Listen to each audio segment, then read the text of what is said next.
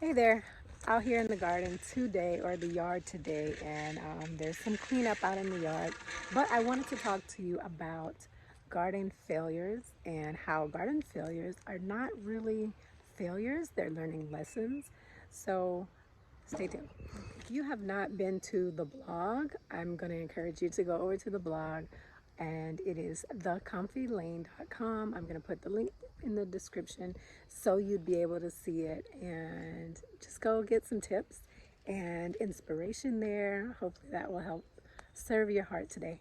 Either way, here's the video. Okay, so the first tip of gardening failures that I wanted to mention today is one, when seeds don't sprout. All right, so just letting you know, when seeds don't sprout, that doesn't mean that the seed is bad and you did something wrong. Don't even think about that. It's just that's not the seed that needs to grow at the time. So, or give it time, and sometimes it will still sprout. I planted some tomatoes, and only three out of maybe 30 seeds grew into a small plant. So don't get discouraged about that. And let me just say this, just like scripture says, the Bible, when I say scripture, I mean the Bible, just like scripture says, we can plant a seed, we can water it, but God brings the increase. So what I want to remind you today is that it's not a failure. It just means that it wasn't the time for that seed. Plant another seed. Also, I read in scripture last night too, is that you have to plant many seeds. There are so many seeds, and you don't know what's going to prosper. You don't know what's going to happen. So why don't you just plant the seed to see what happens? And it's not a failure. Don't think of it as a failure just because the seed did not grow. So the second tip that I want to say is when you see plants die and dry up and kind of wither a little bit, and then you keep watering it and you're like, what is going on? For example, let me show you this. So this was a carrot, right? Or is a carrot. So this is the carrot that grew and I never even remembered planting it. So I transplanted it here. These were so big and they were strong and they were green. So I'm looking at my daughter. Here, have a seat, baby. We're not ready yet. Thank you. And look at this. So this started sprouting. I planted it here.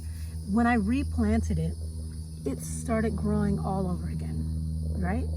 So you don't have to be concerned when you see things die, flowers die, the actual leaves die on the plant, because you never know what process that's happening underground, or what process that it has to take in order for it to become a plant.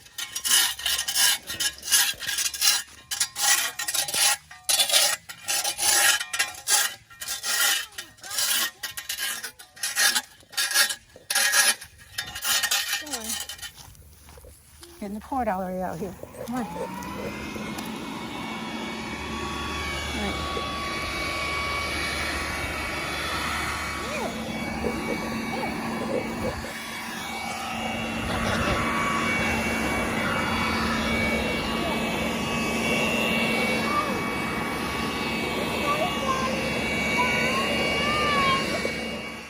Okay, so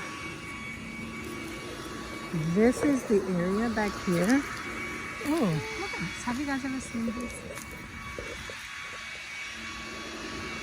That's wild. Spider webs.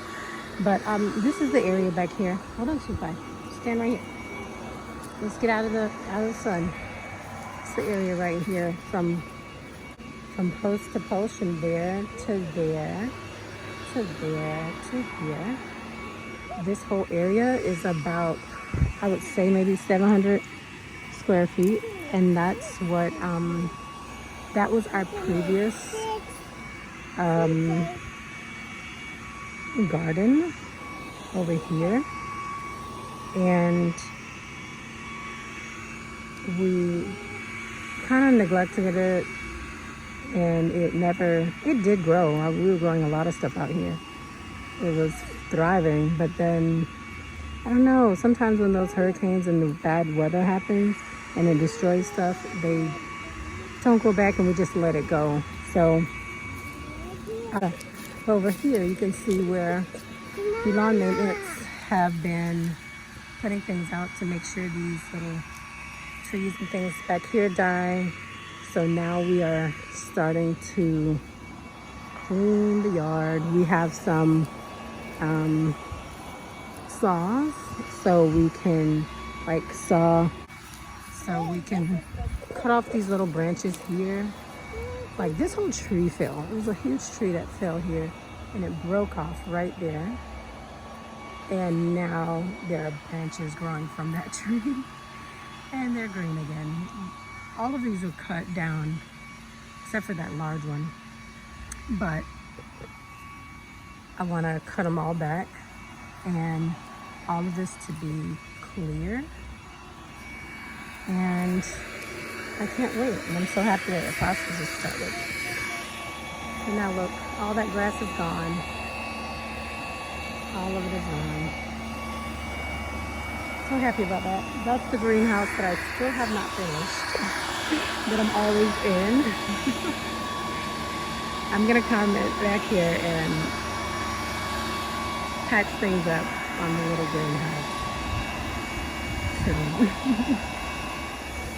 Every time I'm in the yard, I always kind of do this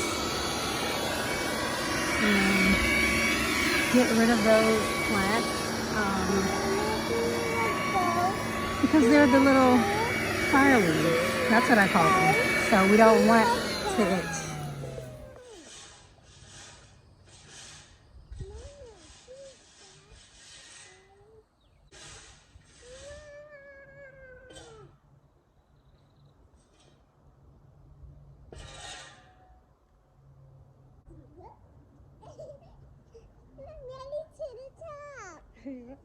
Are you ready?